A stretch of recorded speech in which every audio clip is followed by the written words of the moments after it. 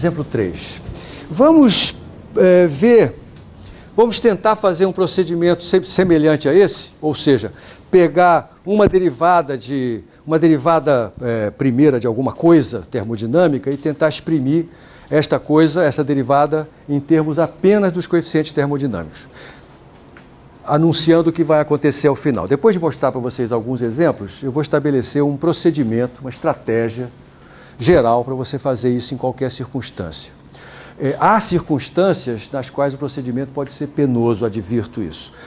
Eu não vou explorar esse tipo de coisa aqui. Eu só vou querer que você domine as coisas mais simples, tá? Mas, se eu quiser complicar, é possível, tá? Então, essa estratégia não é completamente foolproof, não é completamente... siga ela que vai dar sempre certo. Nem tanto assim. Mas para os exemplos com os quais eu vou trabalhar aqui, ela sempre dará certo, tá? Então, o próximo é o seguinte. Vamos tentar exprimir du/dv a t constante em função dos coeficientes termodinâmicos. Primeiro, qual é o significado físico disso aqui? É uma expansão isotérmica. A compressão seria quando isso aqui é negativo, né? Tá certo. Eu faço uma expansão isotérmica e meço o que acontece com U. Não é muito simples fazer isso, né? Porque eu não tenho úmetro. É um instrumento que mede U. Mariana, quanto é que você acha que vai dar isso aqui para um gás ideal? Enrico Fermi dizia, a gente realmente domina um corpo teórico em física quando eu sou capaz de intuir os resultados sem fazer conta nenhuma, né? Eu sou capaz de ter uma expectativa sobre esse resultado. Pode ser até que a expectativa falhe, mas pelo menos eu tenho um procedimento mental que me permite eu inferir ou intuir o que é que eu devo esperar daquele resultado, pelo menos num caso particular. E eu estou tomando o caso particular do gás ideal. Eu não estou querendo que você esboce um procedimento para você chegar lá. Eu estou querendo que você intua qual deve ser esse resultado para um gás ideal. Lembre do que o Renan nos ensinou. O que eu estou fazendo ali é uma expansão isotérmica. Quer dizer, eu estou mudando o volume do sistema sem mexer na sua temperatura. Quero saber de que maneira varia a sua energia. E esse sistema é um gás ideal. Quanto você acha que vai dar isso? Hã? Zero! E por quê? Porque a energia de um gás ideal é função exclusiva da sua temperatura. Se a temperatura não muda, a energia não pode mudar. Sacou como é que é essa coisa da gente desenvolver o raciocínio conceitual? A gente olhar para uma coisa, isso aqui tem uma conexão com algo que eu já sei. Então o resultado que eu vou obter aqui tem que dar zero se for para um gás ideal. Claro que para outros sistemas isso aqui não vai dar zero. Que você acha, qual você acha que vai ser o sinal desse resultado se isso aqui for um gás de Van der Waals? O que é um gás de Van der Waals mesmo? Como é que é o potencial intermolecular no gás de Van der Waals, lembra? É o potencial de Lennard Jones. É o Lennard Jones, né?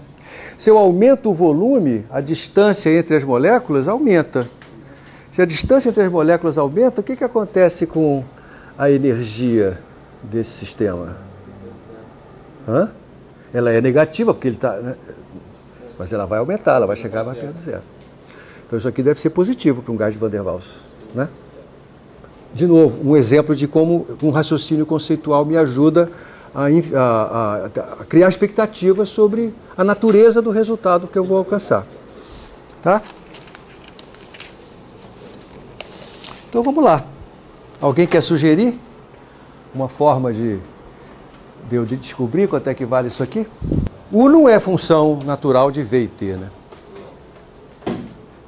Assim como S não era função natural de T e V. Será que é do mesmo jeito?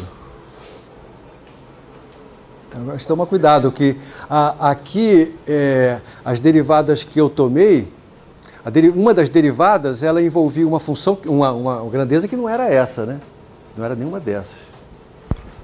Que foi manter o P fixo, que não estava aqui, né? Então, cuidado com... Vamos experimentar uma coisa. Vamos partir da identidade termodinâmica para o U, ver se a gente consegue chegar a algum lugar. Qual é a identidade termodinâmica para o U? Então, tomar a derivada com relação a V, significa que eu estou dividindo por dv, né? A t fixo. Isso aqui eu consigo fazer isso, né? Aqui, vamos ver. Porque se eu fizer isso, olha só, eu terei du dv a t do lado esquerdo. Aqui, derivada com relação a v a t, você vai dar t ds dv, não é isso? A t. E aqui? Menos p. E aí, eu fico com o ds dv a t para tentar descobrir quanto é que ele vale. Mas eu já sei isso, né? Isso está em algum lugar. Aqui, ó. A gente já usou isso agora há pouco. ds dv a t, uma relação de Maxwell, é dp dt a v. E aí, o que mais? Hã? Você já viu, né? Então vai dar t. Me ajuda aí, Renan. Eu não estou lendo daqui. ds dv a t é igual a? dp dt a v menos p. E agora?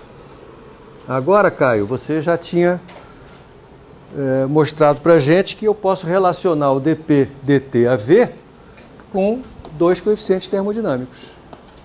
Então, chegamos imediatamente ao resultado. Esse que aqui está. Aqui está, então, o resultado. Quem é du dv a t. Veja, portanto, que em geral não é zero. E ele pode ser positivo ou negativo. Depende da relação entre essas duas coisas. Então, eu posso ter sistemas para os quais isso aqui dá positivo e outros sistemas para os quais dá negativo. E para o gás ideal? A gente já sabe qual tem que ser o resultado. A gente já obteve beta e kt. E beta sobre kt vai dar P sobre T, né?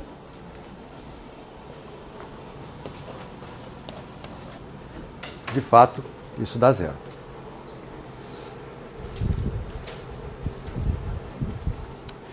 Mais um.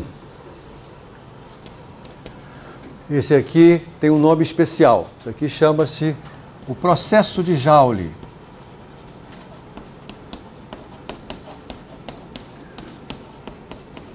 Ou ainda a expansão livre. O que é mesmo a expansão livre? Isso, é uma expansão contra o vácuo. Bonito, Luiz Felipe. Não conseguiria dizer de maneira mais elegante do que você. É uma expansão contra o vácuo.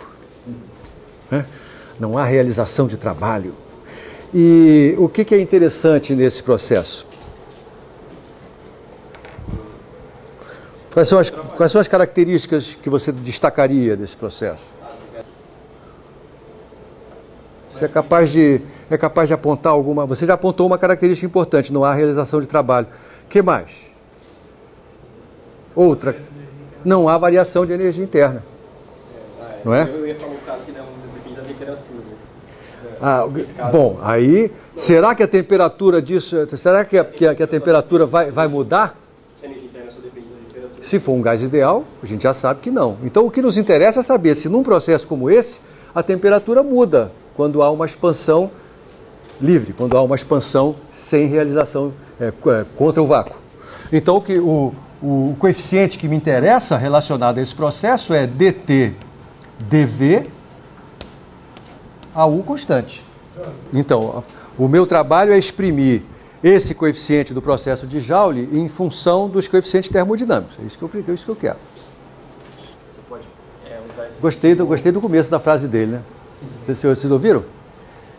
Ele disse assim, você sabe o que você pode fazer? Vamos lá, diga. Você pode usar aquilo ali. Posso usar aquilo ali? O que é aquilo ali? Aquilo ali? Não é. Não foi à toa que eu deixei isso aqui, né, meus caros? E por que eu perguntei para o Caio? Porque ele adorou isso aqui, ele achou isso aqui o máximo, né? Então vamos lá, Caio, vamos usar lá essa brincadeira aqui. Então, vamos lá. dt dv a U. E por que isso? Porque, olha só, quando eu fizer essa traquitana toda aqui, vai aparecer derivada que envolve V e U e derivada que envolve T e U. Derivada que envolve T e U está aqui, né? Não é? E qual é a outra que vai aparecer? Vamos ver o que mais vai aparecer. Aqui então, dV, du, at, tá certo? E a última que está faltando é du, dt, av. Isso aqui tem que dar menos 1. Essa aqui é a que eu quero. Essa aqui, eu sei que é CV, direto. E essa aqui? Essa aqui eu acabei de calcular. Não é à toa que a sequência dos exemplos é essa daqui. Eu acabei de calcular essa. E o Daut, assim como a sequência foi primeiro eu fiz esse, depois aquele, a sequência aqui também é proposital, né, para usar o que a gente acabou de calcular. Então, esse problema, ele morreu antes de nascer, né? Porque aí vai dar d-rom de t, d-rom de v, a u constante, igual a menos 1 sobre, aqui tem o du dt, a v constante, que é o próprio CV, né? E aqui nós teríamos também o dv du at constante no denominador. Mas eu já vou usar aquela primeira propriedade que eu mostrei hoje para passar ele para o numerador, invertendo o u com o v. Então aqui ficou du dv at constante, e agora eu simplesmente copio tudo que eu já sei. Du dv at constante está escrito lá em cima, é t beta sobre kt menos p, e aqui é o CV.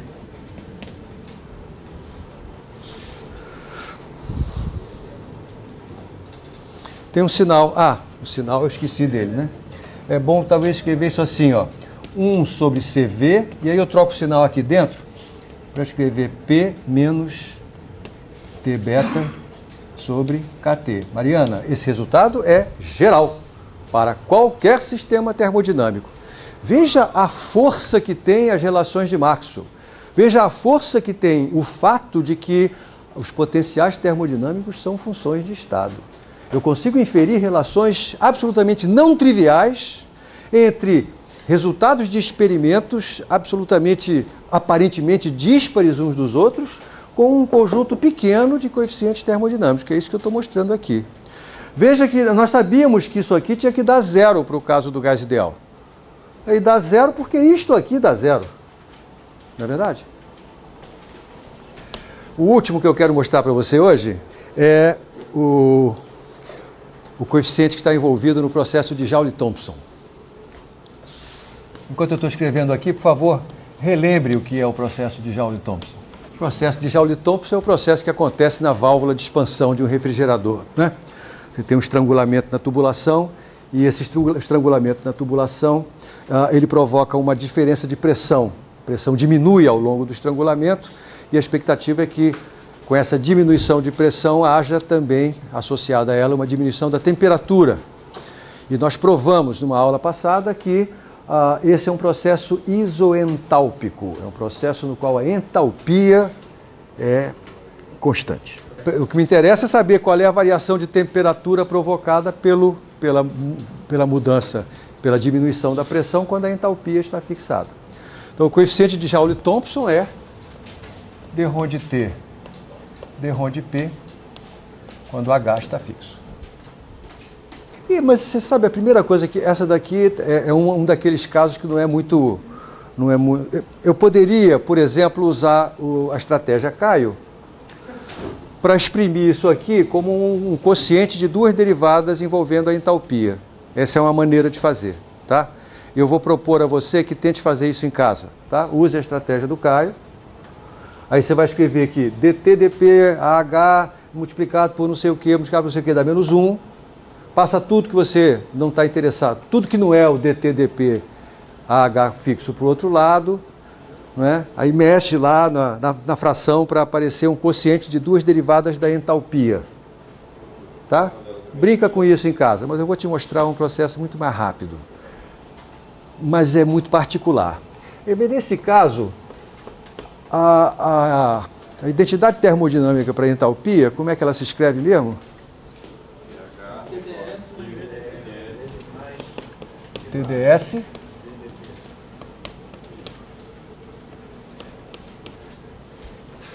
eu vou considerar a entropia como uma função de T e P. Tá? E aí eu vou escrever o ds assim, ó. ds dt AP fixo dt mais ds dp AT fixo dp. E vou primeiro substituir o ds dessa forma dentro da expressão do dH. Então fica dH igual a T, que multiplica isso aqui. Então fica T ds dt AP fixo dt mais T ds dp AT fixo dp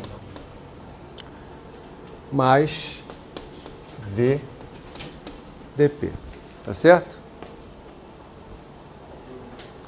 E agora eu tomo, agora sim, eu faço dH igual a zero e tomo, divido pelo dt, né? Enfim, faço a derivada com relação a t. Então isso aqui é zero. Eu quero fazer aparecer, aí na verdade tanto faz, né? Eu posso fazer aparecer o dt dp direto aqui. Tá? Então fica t ds dt AP constante dt dp AH constante mais T ds dp AT constante mais V. E isso igual a zero.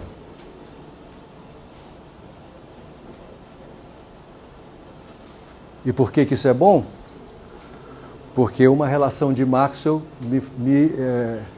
me faz substituir o ds dp por algo que tem a ver com um dos coeficientes termodinâmicos.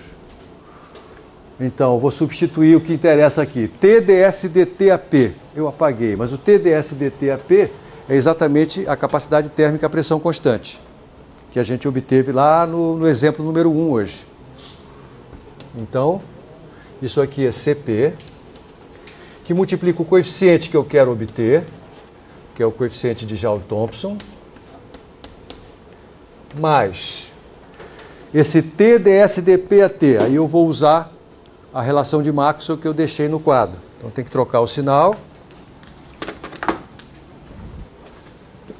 Fica menos T dv dt AP mais V. Isso igual a zero. T dv dt AP dv dt AP. dv dt AP é o beta V, né? Isso aqui é o beta V. E aí, passa isso para o outro lado, fica dt dp, quando H é constante, igual a 1 sobre Cp, que multiplica, posso botar o V em evidência, né? Quando eu passei para o outro lado, esse termo ficou positivo e esse ficou negativo. Beta V menos 1. Beta T, perdão. Aqui está o coeficiente de Joule-Thomson. E qual é o interesse dele mesmo? Para que a válvula de expansão funcione para refrigerar o fluido, é necessário que numa diminuição de pressão, a temperatura também diminua. Ou seja, é necessário que esta derivada seja positiva. Porque quando isso diminui, isso aqui tem que diminuir. Essa derivada tem que ser positiva para que funcione. Ou seja, esse termo tem que ser positivo. Beta T menos 1 tem que ser positivo, para que a válvula funcione para refrigeração. Isso aqui não é sempre positivo. Eu me lembro que eu desenhei para você T em função de P. Para o gás ideal não é. Isso, para o gás ideal. Quanto é que dá isso aqui? Você vê, cadê o beta do gás ideal? 1 sobre T. Isso aqui dá zero para o gás ideal. Não é? Então o gás ideal não funciona. para refrigerar nada, né? Tá bom?